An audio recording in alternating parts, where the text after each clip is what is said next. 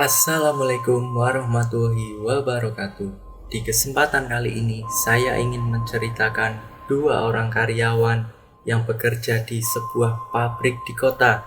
Mereka berdua tinggal di kontrakan yang ternyata sebelah kontrakannya ini merupakan pemakaman yang angker. Setiap hari mereka dihantui sosok-sosok yang menyeramkan. Bagaimana kisahnya? Langsung kita menuju ke ceritanya.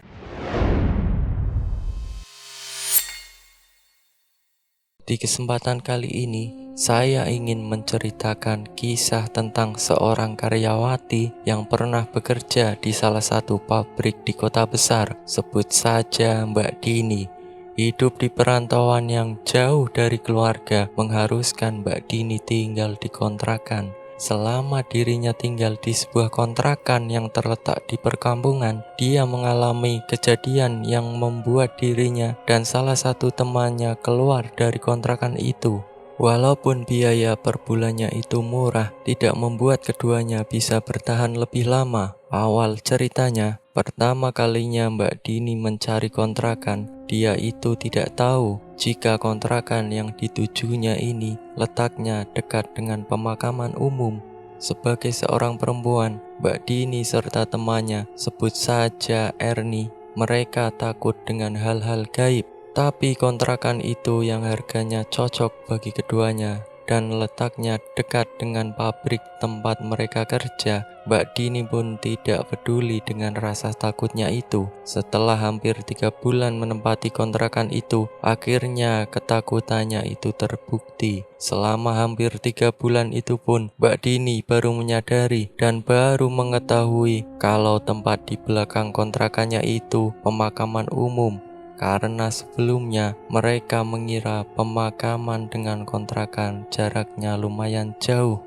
Saat Mbak Dini hendak buang sampah melewati gerbang belakang yang langsung mengarah ke kebun kosong, setelah diamati kebun kosong itu terdapat banyak batu nisan yang berjejer. Mbak Dini yang melihat itu esok harinya menanyakan ke pemilik kontrakan tentang lahan kosong yang ada di belakang kontrakan itu, dan ternyata itu sebuah pemakaman umum. Mbak Dini dan Mbak Erni yang akhirnya mengetahui kalau tempat di belakang kontrakannya itu adalah pemakaman umum. Mbak Dini sendiri sering mendengar tangisan anak kecil di tengah malam. Mbak Erni mengira kalau yang menangis itu anak dari salah satu tetangga kontrakan ataupun anak dari orang kampung sekitar. Setelah ditelusuri dan menanyakan ke tetangga sekitar, ternyata tidak ada yang memiliki anak yang usianya di bawah 5 tahun. Rata-rata itu remaja SMP. Nah, terus yang selama ini menangis tiap malam itu siapa? Rasa takut mulai muncul di dalam pikirannya Mbak Dini dan Mbak Erni. Kejadian berikutnya saat Mbak Dini ini pulang kerja sekitar jam 11 malam di malam hari dengan berjalan kaki menyelusuri jalan yang sepi dari pabrik ke kontrakan yang jaraknya tidak terlalu jauh. Saat Mbak Dini ini hampir sampai di depan pintu kontrakan, sekelebat bayangan putih seperti melintas di pintu kontrakan. Mbak Dini yang melihat itu sontak saja ketakutan dan spontan langsung menanyakan ke orang-orang sekitar yang masih bergadang. Orang yang berada di tempat itu ditanya semuanya. "Pak, Mas, tadi ada yang melihat bayangan putih yang melintas di depan pintu enggak?" Dan semua orang menjawab kalau tidak ada yang melihat. Nah, waktu itu Mbak Erni yang sudah ada di dalam kontrakan karena mereka berbeda shift saat masuk pintu kontrakan karena saking takutnya, sementara Mbak Erni ini sudah terlelap tidak mendengar ketukan dan gedoran pintu. Er, buka pintunya bangun, bangun." Pintu kontrakan yang digedor-gedor sampai beberapa kali sampai pemilik kontrakan di sebelahnya itu terbangun karena terganggu dengan teriakan Mbak Dini. "Ada apa sih Mbak? Kok teriak-teriak malam-malam gini? Mas, Mbak, Maaf, saya ketakutan. Saya barusan melihat ada bayangan putih yang melintas di pintu kontrakan. Saya buru-buru ingin masuk, tapi ini temanku saya panggil-panggil gak bangun-bangun. Alah, kamu jangan nakut-nakutin, Mbak. Bener Mas, saya nggak bohong. Makanya saya gedor-gedor pintu. Saat Mbak Dini sedang menjelaskan ke tetangganya, Mbak Erni pun keluar. Ada apa sih? Maaf Mas Mbak, saya masuk dulu ya. Maaf sudah mengganggu waktu istirahatnya. Mbak Dini langsung menarik tangan Mbak Erni untuk masuk ke dalam. Setelah di dalam kontrakannya ini, kebiasaan Mbak Dini yang bersih-bersih dulu sebelum tidur di kamar mandi dan letak kamar mandi yang ada di halaman depan kontrakan. Jadi kalau mereka mandi tiap hari ataupun ganti baju, berada di kamar mandi yang letaknya ada di depan kontrakan tersebut dan harus mengantri. Tapi Mbak Dini yang malam itu tidak berani keluar dari kamar. Dia langsung membaringkan tubuhnya bersama dengan Mbak Erni yang memang keadaannya masih mengantuk. Tetapi malam itu Mbak Dini yang masih kebayang dengan sosok bayangan putih yang melintas di depan pintu kontrakan tadi. Kenapa tidak ada satupun orang yang melihat? Padahal dengan nyata dan jelas saya melihat bayangan putih itu melintas di antara pintu 1 sampai ke pintu 4.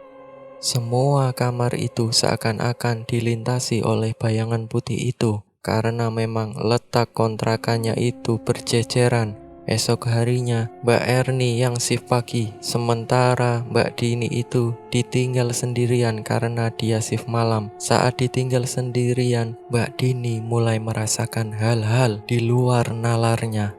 Suasana kontrakan yang biasanya itu ramai dengan orang-orang yang ada di sekitar kontrakan, tetapi kali ini suasananya sangat sepi, tidak seperti biasanya. Ini kenapa sepi banget? Pada kemana ini orang? Saat keluar dari kontrakan, melihat kanan kiri yang memang pintu kontrakan yang lainnya itu tertutup semua. Mbak Dini mengira kalau mereka semua berangkat kerja. Saat di dalam kontrakan, Mbak Dini seperti mencium bau umbi-umbian yang dibakar. Pagi-pagi begini, siapa ya yang bakar ubi? Mbak Dini pun keluar dari kontrakan lagi. Dilihat kanan kiri sampai ke rumah pemilik kontrakan pun tidak ada yang bakar ubi. Saat bertanya ke pemilik kontrakan, katanya dia tidak mencium apa-apa dan tidak ada satupun yang membakar umbi-umbian. Dari bayangan putih sampai bau umbi-umbian yang hanya dirasakan oleh Mbak Dini mulai merasakan takut dan khawatir akan terjadi sesuatu kepada dirinya. Sampai siang hari saat tidur, Mbak Dini ini memimpikan seolah-olah dirinya itu ada di pemakaman. Karena dalam mimpinya dia berjalan ke arah pemakaman dan melihat banyak orang yang sudah meninggal dan berdiri menatap dirinya, yang membuatnya terbangun dari tidurnya sembari mengucapkan istighfar. Astagfirullah, mimpi apa aku ini? Dia sadar kalau itu hanya mimpi, tapi kenapa mimpinya berada di area pemakaman dan orangnya pun bangkit semua seraya menatap Mbak Dini. Sore harinya, saat Mbak Erni pulang, Mbak Dini itu cerita ke Mbak Erni tentang apa yang dialaminya. Mbak Erni yang mendengar cerita itu ketika malam harinya pun merasakan hal yang sama. Jam 9 malam, suasana kontrakan yang sudah sepi. Mbak Erni yang tidak bisa tidur malam itu. Mbak Erni yang menunggu Mbak Dini pulang sampai jam setengah 11 malam itu pun rasanya lama sekali. Dalam pikirannya, Mbak Erni yang sedang menunggu kepulangan Mbak Dini. Apa yang sebenarnya terjadi dengan Dini? Kenapa akhir-akhir ini dia merasakan sesuatu yang menurutnya janggal, berbeda dengan minggu-minggu sebelumnya? Mbak Erni yang merasakan suasana malam itu benar-benar sangat sunyi dan sepi. Tidak ada siapa-siapa di depan kontrakannya. Tidak seperti malam-malam sebelumnya, karena di area kontrakan yang dekat dengan perkampungan, biasanya kendaraan yang melintas itu banyak dan pasti terdengar. Tapi entah kenapa malam itu berbeda, sampai Mbak Erni merasa ketakutan. Apalagi mengingat tentang mimpi yang dialami oleh Mbak Dini tadi sampai dia tidak berani tidur sendirian. Singkat ceritanya, Mbak Dini yang pulang dari pabrik itu sampai kaget karena Mbak Erni yang biasanya sudah tidur pulas tapi kali ini belum tidur. Tumben, biasanya kamu udah tidur duluan. Saya nggak tidur. Entah kenapa pikiran saya itu kemana-mana. Saya pun merasa takut karena tidak biasanya lingkungan kontrakan ini sepi sekali. Dari jam 8:30 malam sampai kamu pulang, sepi banget dan membuat saya itu khawatir dan takut kalau ada apa-apa di lingkungan ini, ucap Mbak Erni dengan nada yang ketakutan. Keesokan harinya itu, ternyata ada orang yang meninggal dan meninggalnya itu dimakamkan di dekat kontrakannya Mbak Dini dan Mbak Erni. Hari berikutnya, setelah orang itu dimakamkan, pikiran Mbak Dini dan Mbak Erni benar-benar tidak tenang, takut jika orang yang baru meninggal itu akan gentayangan. Karena mereka yang kebetulan juga shift kerjanya sudah sama, jadi mereka berdua berada di kontrakan.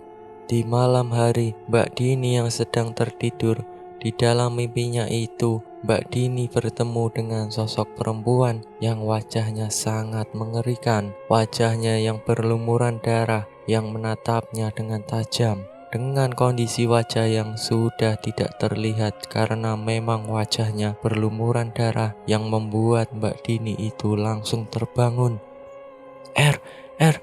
Erni, bangun Mbak Erni yang dibangunkan Mbak Dini, tapi karena tidurnya yang pulas, ucapan Mbak Dini pun tak dihiraukannya. Sementara Mbak Dini yang ketakutan mau tidur lagi, tetapi dia masih kebayang dengan mimpi yang baru saja dialaminya. Sampai singkat ceritanya, Mbak Dini yang mendengar suara azan subuh. Setelah Mbak Dini ini menunaikan sholat subuh, Mbak Dini baru bisa tertidur sampai dia kesiangan gara-gara semalam itu mimpi buruk. Mbak Dini yang susah dibangunkan, akhirnya Mbak Erni meninggalkan Mbak Dini dan dikiranya juga Mbak Dini ini shift siang ataupun shift malam. Sampai Mbak Erni datang ke pabrik, tak berselang lama Mbak Dini datang. "Loh, kamu kok shift pagi? Saya kira kamu shift siang, kalau enggak ya malam," kata Mbak Erni. "Iya kan jadwalnya udah diganti," kata Mbak Dini. "Walah, maaf ya kalau kamu tak tinggal." Di malam berikutnya, Mbak Erni yang memimpikan sosok arwah gentayangan itu, tapi wujudnya sudah menjadi pocong. Gantian malam itu, Mbak Erni yang tidak bisa tidur, sampai akhirnya Mbak Dini terbangun. Keduanya yang sama-sama ketakutan karena mimpi itu sering muncul, padahal di awalan bulan tinggal di kontrakan bersama. Keduanya ini tidak mengalami hal-hal yang aneh, hanya mendengar suara tangisan anak kecil. Tetapi setelah mendengar tentang tetangganya yang meninggal karena kecelakaan dan kenapa sosok itu menghantui mereka berdua, dari kejadian-kejadian yang sering menghantuinya yang membuat mereka itu sampai meninggalkan kontrakan. Kejadiannya ini saat mereka pulang dari tempat kerja. Mbak Dini serta Mbak Erni benar-benar melihat secara nyata bayangan putih yang pernah dilihat Mbak Dini beberapa minggu yang lalu benar-benar melintasi mereka berdua, dan sosok itu masuk ke kontrakan yang mereka tempati. Mereka yang melihat secara langsung sosok itu masuk ke dalam, sontak saja langsung teriak, "Hantu! Hantu! Tolong ada hantu!" Teriakan keduanya membuat beberapa orang yang masih terjaga di area kontrakan kaget. Ada apa Mbak?" Pemilik kos yang mencoba melihat apa yang ada di dalam kontrakan itu. "Nggak ada apa-apa kok Mbak. Tenang, jangan panik. Di sini aman kok."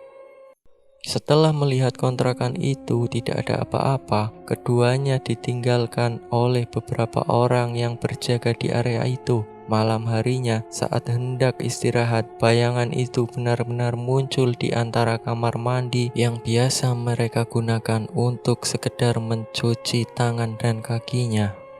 Bayangan itu yang jelas ada di belakangnya. Ketika menoleh itu, benar-benar sosok itu lewat. "Wah, hantu!" Lari terbirit-birit masuk ke dalam kamar. Nafas yang tersengal-sengal dengan keringat dingin bercucuran. Satu selimut digunakan untuk berdua karena saking takutnya, dan karena rasa takut itu tanpa mereka sadari, mereka terlelap. Dalam tidurnya, Mbak Dini terbangun secara mendadak karena dia memimpikan sosok yang wajahnya benar-benar tidak terlihat lagi dengan tatapan yang tajam. Saat terbangun, yang dilihat itu bukan sosok seperti dalam mimpinya, tapi sosok pocong yang nyata ada di hadapannya Mbak Dini. Spontan, Mbak Dini langsung teriak sembari menepuk badan Mbak Erni sampai terbangun. Erni, bangun Ketika Mbak Erni ini sudah terbangun, sosok itu langsung menghilang entah kemana. "Apa sih kamu itu? Nepuknya keras banget." Ada pocong, kata Mbak Dini. "Mana? Nggak ada pocong. Kamu jangan ngada-ngada deh. Udahlah tidur lagi, nggak usah ngarang cerita." Mbak Dini yang dimarahi Mbak Erni karena dikiranya yang dilihat tadi hanya bayangan atau halusinasinya Mbak Dini saja. Tapi besok harinya, saat Mbak Dini dan Mbak Erni ini berangkat ke pabrik, Mbak Dini dan Mbak Erni sudah sepakat untuk tidak lagi ngontrak di situ. Dan sepulang kerja, mereka mencari kontrakan lagi yang tidak jauh dari pabriknya, yang akhirnya mereka menemukan satu kontrakan yang cukup bagus dan layak dihuni. Sampai singkat ceritanya, keduanya ini langsung mengemasi barang-barangnya. Malam harinya, malam terakhir mereka tinggal di kontrakan. Ada kejadian yang membuat keduanya ini merasa berada di alam yang tidak pernah dijumpai, karena suasana di dalam kamar itu seperti bau kemenyan, bunga melati yang menyerbak dan membuat keduanya tidak bisa tidur sampai pagi. Di malam terakhir itu, kejadian yang benar-benar di luar nalarnya. Bau kemenyan yang sangat menyengat, suara tangisan terdengar jelas oleh keduanya yang membuat mereka tidak bisa tidur di malam itu. Bukan hanya itu saja, sosok pocong yang ada di mimpinya pun seakan-akan melintas dan tiba-tiba menampakkan diri di antara jendela kamar. Pocong itu seperti mengintip Mbak Dini dan Mbak Erni yang membuat keduanya itu bergadang dengan rasa khawatirnya dan ketakutannya. Esok harinya, mereka yang memang sudah berencana untuk pindah dan sudah mendapatkan kontrakan baru, keduanya berpamitan dengan pemilik kontrakan sekaligus menceritakan kenapa dia pindah. Karena di dalam kontrakan itu, mereka sudah benar-benar tidak sanggup untuk melihat sosok gaib berikutnya. Karena beberapa minggu terakhir itu, mereka seperti diteror hantu. Dari tangisan bayi, bau yang aneh, sosok pocong, dan mimpi tentang arwah yang gentayangan yang membuat mereka berdua itu ketakutan. Setelah mendengar cerita dari Mbak Dini, pemilik kontrakan ini memaklumi keduanya. Wajar kalau mereka ketakutan karena mereka perempuan. Setelah berpamitan, beberapa tetangga itu sempat menanyakan, tetapi keduanya tidak menjelaskan secara detail. Mereka hanya beralasan, "Oh, nggak apa-apa mas, mbak, mau cari suasana yang baru aja." Dan saya pun sudah menyampaikan ke pemilik kontrakan. Mbak Dini dan Mbak Erni yang sudah mengemasi barang-barangnya. Kemudian mereka itu menyewa mobil pick-up untuk membawa barang-barangnya pindah ke kontrakan yang baru. Mbak Dini dan Mbak Erni berharap jika di kontrakannya yang baru tidak dijumpai hal-hal yang serupa di kontrakan yang lama, sehingga dirinya bisa tenang menempati kontrakan barunya itu. Selesailah cerita ini. Semoga kita bisa mengambil hikmah atas kisahnya.